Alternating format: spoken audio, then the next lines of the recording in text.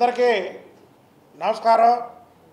నిన్న జగన్మోహన్ రెడ్డి ఏదైతే రైతుల పరామర్శ అని పేరిట రైతులపై దండయాత్రలాగా వెళ్ళాడు.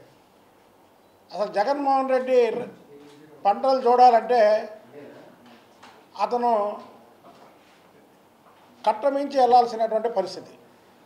ఎందుకంటే అటు ఇటు పొలాలు ఉంటాయి. పొలాలని చూడడానికి అతను కార్యక్రమం పెట్టుకున్నాడు. అక్కడి నుంచి చల్లపల్లి వరకు కట్ట ఉంటుంది, అక్కడి నుంచి బందర్ వెళ్ళచ్చు. కానీ ఇతనికి ఓట్లు వేయలేదు అనే నెపంతో, రైతులు ఓట్లు వేయలేదు అనే నెపంతో బందర్ రోడ్డు మీద ఒక దండయాత్రకు వెళ్ళినటువంటి జగన్మోహన్ రెడ్డి చంద్రబాబు నాయుడు గారికి వార్నింగ్ ఇస్తున్నానని పదే పదే మాట్లాడుతున్నాడు. చంద్రబాబు నాయుడు గారికి వార్నింగ్ ఇచ్చే అంత సీను జగన్మోహన్ రెడ్డికి లేదు. చంద్రబాబు నాయుడు గారు మీ తాత ఫ్యాక్షనిజం మీద పోరాడాడు, మీ నాన్నగారి ప్రజా వ్యతిరేక విధానాల మీద పోరాడాడు. నీ హయాంలో నువ్వు ముఖ్యమంత్రిగా ఉన్నప్పుడు నువ్వు చేసిన విధ్వంసం మీద పోరాడాడు. పోరాటమే, ప్రజల తరపున పోరాటమే చంద్రబాబు గారి ధ్యేయం. నీలాగా తుఫాన్ వస్తుందని వారం రోజుల ముందే పలానా డేట్ నుంచి పలానా డేట్ వరకు వస్తుందంటే నువ్వు బెంగళూరు ప్యాలెస్లో ఉండి వారం తర్వాత రైతుల మీద దండయాత్ర చేసే క్యారెక్టర్ కాదు చంద్రబాబు నాయుడు గారు. చంద్రబాబు నాయుడు గారు ప్రతిపక్షంలో ఉన్నప్పుడు కూడా ఇలాంటి విపత్తులు వస్తే ఆయన స్వయంగా వెళ్ళడమే కాకుండా తెలుగుదేశం పార్టీ కార్యకర్తల్ని, నాయకులను కూడా ఆ సహాయ కార్యక్రమాల్లో పాల్గొన్నటువంటి సందర్భాలు ఎన్నో ఉన్నాయి. ఉదాహరణకి ఈ రాష్ట్రంలోనే కాదు, పక్క రాష్ట్రంలో ఒరిస్సాలో ఒకప్పుడు తుఫాన్ వస్తే చంద్రబాబు గారు ముఖ్యమంత్రిగా ఉండి ఇక్కడి నుంచి అనేక సహాయ సహకారాలు చేస్తే నాయకుడు అంటే ఇలా ఉండాలని ఆ రోజు భారతదేశం మొత్తం చెప్పుకున్నటువంటి నాయకుడు మా సిబిఎన్ సార్. నువ్వేదో ఆయన ఏదో రైతు వ్యతిరేకి, మేము రైతుల పక్షపాతం అంటే నమ్మే పరిస్థితిలో ప్రజలు లేరు. మీరు అసలుకి ఎప్పుడు మీరు పొలం దున్నారు, ఎప్పుడు పొలాల్లో పండించారు? అసలు మీ ఫ్యామిలీ రైతు ఫ్యామిలీ కాదు. మీ తాతగారు గ్రానైట్ వ్యాపారం, మీ నాన్నగారు ఫ్యాక్షన్ వ్యాపారం, నీది విధ్వంస వ్యాపారం. మీరే చెప్తారుగా చంద్రబాబు గారు 2 ఎకరాల రైతని. ఆయన పుట్టిందే రైతు ఫ్యామిలీలో. ఆయనకి రైతుల గురించి తెలియదు అంటాడేంటి? జగన్మోహన్ రెడ్డి చెప్పే ప్రతి ఒక్కటి కూడా అబద్ధం. ఇవాళ 5 లక్షల ఎకరాల్లో పంట నష్టం జరిగింది. దానికి ప్రాథమిక అంచనా వేశారు. వారందరికి కూడా సహాయం చేయడానికి కేంద్ర ప్రభుత్వంతో మాట్లాడారు. అసలు జగన్మోహన్ రెడ్డికి స్క్రిప్ట్ ఎవరు రాసిచ్చారో కానీ ఆ స్క్రిప్ట్లోనే తేడా ఉంది. ప్రతిది చూసి చదువుతున్నాడు. పోనీ చదివేదన్నా కరెక్ట్గా చెప్తున్నావు అంటే అందులో అన్నీ అబద్ధాలే. ఏదైతే ఫసల్ బీమా ఉందో, నువ్వు 5 సంవత్సరాలు ముఖ్యమంత్రిగా ఉన్నప్పుడు 3 సంవత్సరాలు ఆ బీమా డబ్బులు రాష్ట్ర ప్రభుత్వం చెల్లించాల. ఇవాళ ఆ ఫసల్ బీమా పథకానికి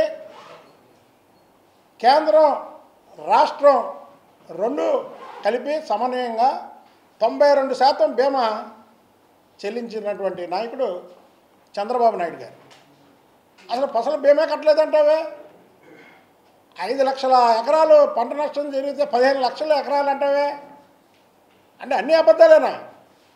ఓ ముఖ్యమంత్రిగా పనిచేసావు, రైతులు నీకు ఓట్లు వేయలేదని రైతుల మీద కక్ష సాధించడానికి వెళ్ళావు. చంద్రబాబు నాయుడు గారు ఎప్పుడైతే తుఫాను వస్తుందని హెచ్చరికలు వచ్చినాయో ముఖ్యమంత్రిగా ఆయన మొత్తం యంత్రాంగాన్ని, మంత్రుల్ని, ఎమ్మెల్యేలని, కార్యకర్తల్ని ఎలక్ట్ చేసి ఆ రోజు సెక్రటరియట్లోనే ఆయన నైట్లలో ఉండి పనిచేశాడు. లోకేష్ బాబు గారు పనిచేశాడు, పవన్ కళ్యాణ్ గారు పనిచేశారు. పనిచేయలేదంటే ఏంటి?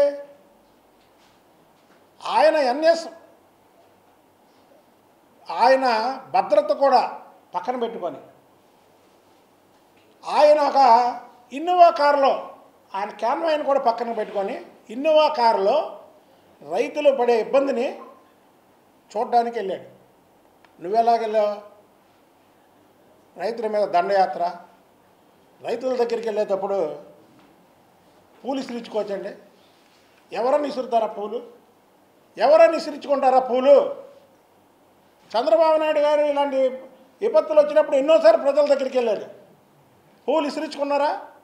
పూలు ఇసురుతుంటే నివారించాలా. ఒక నాయకుడు అన్నప్పుడు సరే, కార్యకర్తలు ఎవరో పూలు ఇసిరారు, పూలు ఇసరకూడదు, మనం వెళ్ళేది పలకరింపుకి. ఎవరన్నా చనిపోయిన వాళ్ళ దగ్గరికి కూడా వెళ్ళినప్పుడు పూలు ఇసిరించుకునేలాగున్నాడు. దానికంటే గౌరవం ఇవ్వాలి. రైతులు నిజంగానే ఇబ్బంది పడుతున్నారు. పంట చేతికి వచ్చే టయానికి ఈ విపత్తు వచ్చిందని అది ఒక ఆనందంతో వెళ్తున్నట్టుగా ఉంది, కానీ పరామర్శకు వెళ్తున్నట్టు లేదు. పరామర్శకు వెళ్ళే విధానం వేరుగా ఉంటుంది. అసలు నువ్వు వెళ్తేనే మనుషుల్ని నిమ్మకాయలు తొక్కినట్టు తొక్కించడం. నిన్న క్యాన్వాయ్కి కార్లు గుద్దుకోవడం, వెనక ఒక 100 కార్లు, ఎదురు మోపేడు బళ్ళు, జగన్మోహన్ రెడ్డి జెండాలు, పేడు ఆర్టిస్టులు. ఎక్కడైనా చూసారా భారతదేశంలో ఏ నాయకుడైనా రైతులను పరామర్శించడానికి వెళ్ళినప్పుడు ఇలా వెళ్ళారా? ఎక్కడైనా బురదలోకి దిగావా చెప్పులు వేసుకొని, నీ షూలు వేసుకొని? అది పరామర్శ అయిద్దా? దండయాత్ర అయిద్దా? నిన్న ముమ్మాటికి జగన్మోహన్ రెడ్డి రైతుల దగ్గరికి వెళ్ళింది దండయాత్రే, పరామర్శ కాదు. పరామర్శ అయితే అలా ఉండదు. దండయాత్రకు వెళ్ళాడు. అతను ఓడించినటువంటి రైతుల్ని హేళనగా చూడడానికి వెళ్ళాడు. నీ అప్పుడు వీటిలో భారతదేశంలోనే అత్యంత సంపన్నుడు అని ఇచ్చావు కదా. విజయవాడలో మొత్తం మునిగిపోయి ప్రతి ఒక్కరూ చేతనంత సాయం చేస్తే నువ్వు ₹1 కోటి విరాళం ప్రకటించి ఇప్పటి వరకైనా ఇచ్చావా? ఇవ్వలా. నీకు మనసు రాదు, నీకు పేదలకు పెట్టడానికి మనసు రాదు. చంద్రబాబు నాయుడు గారు మనసున్నవాడు. మీరు ఒకటి చూసుకోండి, ఇక్కడ కాదు, ఈయనంట ఈ 18 నెలల్లో 16 విపత్తులు వచ్చినాయంట. ఏమండే ఎంత పశ్చాపద్ధం ఉండేది? 16 విపత్తులు వచ్చినాయి. అసలు నిజంగా ఏదన్నా విపత్తు వచ్చిందనుకో, అది నువ్వు నేను సృష్టించేది కాదుగా. అదేమన్నా కల్తీ మద్యమా మీరు తయారు చేసినట్టు చేయడానికి? అయ్యా ఏమన్నా 43,000 కోట్లు దోచుకోవడమా మీరు దోచుకున్నట్టు చేయడానికి? విపత్తులను ఎవరన్నా సృష్టిస్తారా? విపత్తులు ఒకళ్ళు సృష్టిస్తే వస్తాయా? అసలు ఇదేంటండి? అసలు నేను వెళ్ళింది దేనికి? నువ్వు రైతు పరామర్శకు వెళ్ళావు. నువ్వు భారతదేశంలోనే అత్యధిక సంపన్నుడివి. ఎక్కడైనా పిలిపించావా నీ కార్యకర్తలని ఈ కార్యక్రమంలో పాల్గొనమని, వాళ్ళ సహాయ సహకార చర్యలు పాల్గొనమని? ఎక్కడైనా సరే ఆ తుఫాన్ జరుగుతున్న 3 రోజుల్లో ఎక్కడైనా సరే నీ పిలుపు వచ్చిందా? ఎక్కడ రాలేదే. ఇవాళ ఏంటంటే రైతుల మీద దండయాత్ర చేసి రైతులని హేళనగా చూడడానికి అక్కడికి వెళ్ళి ఇతను బల ప్రదర్శన. బందర్ రోడ్డు మీద వెళ్ళేది ఏ నాయకుడైనా వెళ్తే డైరెక్ట్ పొలం కాడికి వెళ్తాడు. ఇదేంటి? పోలీసుల మీద తిరుగుబాటు. జగన్మోహన్ రెడ్డికి పేద ప్రజల మీద ఆయనకి ఫస్ట్ నుంచి కూడా ఒక చెడు అభిప్రాయం ఉంది. ఎందుకంటే పేదవాళ్ళకి వ్యతిరేకి. ఎందుకంటే భారతదేశంలోనే అత్యధిక సంపన్నుడు కాబట్టి పేద వర్గాల మీద ఇతను వ్యతిరేకి. ఆ వ్యతిరేకంతో చేసిన పనులే కానీ నిజంగా అతను ఈ పంట నష్టపోయిన వాళ్ళని పరామర్శించడానికి వెళ్ళినటువంటి ఇది లేదు. నేను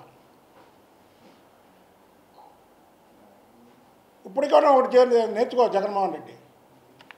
నీ మానసిక పరిస్థితి బాగోలేదని కొన్ని పత్రికల్లో కొన్ని టీవీ ఛానల్లో చూస్తున్నాం. అది నిజమే అనుకుంటున్నారు ప్రజలు. ఎందుకంటే నువ్వు రైతులకు మేలు చేయాలంటే ఆ తుఫాన్ రోజు దిగాల. నీ రుజువులు సాక్ష్యాలతో సహా నిరూపిస్తా. చంద్రబాబు నాయుడు గారు ప్రతిపక్షంలో ఉన్నప్పుడు కూడా ఏ తుఫాన్ వచ్చినా ఏ విపత్తు వచ్చినా సరే ఆయన డే 1 నుంచి అది అయిపోయే వరకు ఆయన సహాయం చేయడమే కాకుండా మాతో సహాయం చేయించాడు. ఆయన ప్రతిపక్షంలో ఉన్నప్పుడు 2006లోనో 2007లోనో మీ నాన్నగారు ముఖ్యమంత్రిగా ఉన్నప్పుడు ఇక్కడ తుఫాన్ వస్తే నేను ప్రత్యేకంగా 5 లక్షల రూపాయలు ఆ విపత్తుకి డబ్బులు ఇచ్చా మా పార్టీకి. మా పార్టీ ఆ రోజు కొన్ని కోట్ల రూపాయలతో ఏదైతే మీ నాన్న ముఖ్యమంత్రిగా ఉన్నప్పుడు ప్రజలు నష్టపోతే మా చంద్రబాబు నాయుడు గారు ప్రజలకు మేలు చేశాడు. అలా నువ్వు ప్రజలకు మేలు చేయకుండా ప్రజల దగ్గరికి వెళ్ళి ప్రజలకు మేలు చేసే వ్యక్తి మీద వ్యతిరేకంగా మాట్లాడతాయండి. రైతు వ్యతిరేక చంద్రబాబు గారు, రైతు బిడ్డ చంద్రబాబు గారు. మీరు రైతు బిడ్డలో, ఫ్యాక్షన్ బిడ్డలో, మైనింగ్ బిడ్డలో, విధ్వంసం బిడ్డలో. ఎప్పుడూ కూడా విమర్శ కూడా అందంగా ఉండాలి. నువ్వు విమర్శ చేసినా అందంగా ఉండాలి. చంద్రబాబు నాయుడికి వార్నింగ్ ఇస్తున్నానంట. ఆయన వయసు ఎక్కడ, నీ వయసు ఎక్కడ? వార్నింగ్ ఏంటి? చంద్రబాబు గారికి వార్నింగ్ ఏం చేస్తాడా? చంద్రబాబు నాయుడు గారు పడి లేచిన కెరటం. 4 సార్లు ఓడాడు, 4 సార్లు గెలిచాడు. ఈ భారతదేశంలో ఎవరు అలా అవలా. ఆయనకి నువ్వు వార్నింగ్ ఇచ్చేవాడివి. ఆయన్నేమో నీ వార్నింగ్కి భయపడేవాడు. నువ్వు అంత విధ్వంసం చేస్తేనే ఆయన వయసు గురించి నీ పక్కన ఉన్నటువంటి కుక్కలు రోజుకు మరుగుతుంటే అయినా సరే లెక్క చేయకుండా ప్రజల్లో తిరిగినటువంటి మనిషి.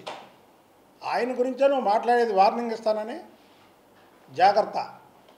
ఒళ్ళు దగ్గర పెట్టుకొని మాట్లాడాలి ఎవరైనా సరే. ఇలా మాట్లాడే మీరు 11 సీట్లకు పరిమితం అయ్యారు. మేము కూడా మాట్లాడగలను. ఇవాళ మా ప్రభుత్వం మా ఇదే ఉందని నేను మాట్లాడగలను నీ మీద. కానీ మా నాయకుడు మాకు ఆ సంస్కారం నేర్పాడు. మీలాగా అరే ఒరే అని. కానీ మొన్న ఒకసారి ప్రెస్ మీట్లో చూశా. సిగ్గు లజ్జ ఉందా చంద్రబాబు నాయుడుగా అన్న. ఎంత తప్పు మాట అండి అది. మీ నాన్నే ఆయన మీద 11 ఎంక్వైరీలు వేస్తే ఒక్క ఎంక్వైరీలో ఆయన అవినీతి పరుడని తేల్చుకోలేదు. ఆయనకి సిగ్గుంది కాబట్టి. సిగ్గు లజ్జ లేని వాళ్ళే జైలుకి వెళ్తారు. సిగ్గు లజ్జ ఉన్న వాళ్ళు ఎవరు కూడా వెళ్ళరు. ఒకవేళ వెళ్ళా అక్రమ అరెస్టులే అయ్యి. నువ్వు 43,000 కోట్లు దోచుకొని జైలుకి వెళ్ళావు. ఆంధ్రప్రదేశ్లోనే నిరసన తెలియజేయలేదు కదా నీకు. చంద్రబాబు గారిని అక్రమ అరెస్ట్ చేయబట్టే కదా 109 దేశాల్లో నిరసనలు తెలియజేశారు. కాబట్టి నిన్న అతను చేసింది రైతుల మీద దండయాత్ర. అతను రైతులు అక్కడ బాధల్లో ఉంటే పోలీసులు ఇచ్చుకొని బైక్ ర్యాలీలు పెట్టుకొని కారు ర్యాలీ పెట్టుకొని జెండాలు ఊపుకొని ఇది వెళ్ళడం అంతా కూడా తప్పుగా భావిస్తున్నాము. ప్రజలు దీన్ని ముక్త కంఠంతో ఖండించాలి. ఇలాంటి విపత్తులు వచ్చినప్పుడు వాళ్ళకి సానుభూతిగా వెళ్ళి పలకరించాలే తప్ప ఇలాంటి పనులు చేస్తే ఎవరూ సహించరు. నువ్వు ఇలాగే నీ నడవడిక మార్చుకోకుండా ఇలాగే వెళ్తే నువ్వు వచ్చేసారి ఈ 11 సీట్లు కూడా రావని తెలియజేస్తాను. రైతులను పరామర్శించడం అదా? రైతులను పరామర్శించేది అదా? చంద్రబాబు నాయుడు గారు భద్రత పక్కన పెట్టుకొని ఆయన పక్కన తీసి సింగల్కి వెళ్ళి మాట్లాడాడు ఆయన. ఇదా వెళ్ళడం? పోనీ చంద్రబాబు నాయుడు గారు ఎప్పుడైనా వెళ్ళాడా? మీ విజువల్స్ పార్టీ చూపించండి. ఇలా పూలు సిరించుకొని వెళ్ళడం ఎక్కడైనా చూసారా? పూలు సిరించుకొని వెళ్ళడం ఏంటంటే, రైతులు ఎంతో ఆనందంగా ఉంటే, ఆ రైతులు పంచపక్ష పరవన్నాలు తింటుంటే, ఆ రైతులు మనల్ని కూడా బాబు మీరు కూడా ఈ పంచపక్ష పరవన్నాలు తినండి అని పిలిస్తే, అరే మన రైతులు హ్యాపీగా ఉన్నారు అని వెళ్తే అప్పుడు పోలీసులు ఇచ్చుకోవచ్చు. వాళ్ళ బాధల్లో ఉన్నప్పుడు పోలీసులు ఇచ్చుకోవడం ఏంటి? అవగాహన లేని రాజకీయ నాయకుడు జగన్మోహన్ రెడ్డి. చంద్రబాబు గారి మీద నువ్వు బురద జల్లితే చంద్రుడి మీద బురద జల్లినట్టే నీ ముఖం మీద పడితే తప్ప ఎవరి మీద పడదు.